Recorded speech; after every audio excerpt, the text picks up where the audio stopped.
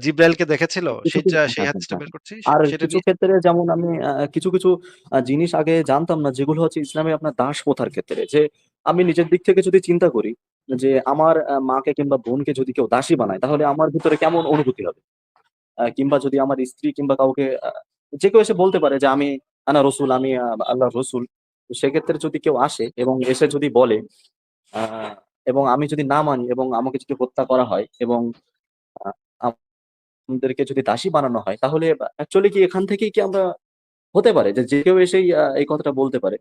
মানে আমি অ্যাকচুয়ালি এই মানে প্রশ্নগুলো আর কি প্রশ্নবিদ্ধ আর কি, বুঝতে পারলেন মেন ব্যাপারটা? আচ্ছা, আমি ওই হাদিসটা একটু বের করছি। যে আ আহা আম আ ইসেকে ফেরেশতাকে একবার আয়েশাও দেখেছিল। আ হাদিসটা কই আছে রাখা? আ আ আচ্ছা ভাই, আরেকটা হাদিস আপনার আছে না, যখন মোহাম্মদের মৃত্যু হচ্ছিল তখন ওই দরজার কাছে নাকি আজরাইল এসেছিল, তার কাছে পারমিশন নিচ্ছিল। ফাতেমা নাকি আপনার দেখেছিল যে যে দরজার কাছে কে দাঁড়িয়ে আছে, এরকম কোন একটা কি কিছু আছে আপনার ক্ষেত্রে? আ এইরকম তো হাদিস আমি পাই নাই। কিন্তু এরকম কিছু বর্ণনা আছে। কিন্তু হাদিস হ্যাঁ, আমি হ্যাঁ, পাই নাই। আ কিন্তু এই ধরনের বর্ণনাগুলা তো অ মানে এমনকি বাংলাদেশের যেকোনো সাধারণ পীর সাহেবের ক্ষেত্রে শোনা যায় এগুলা।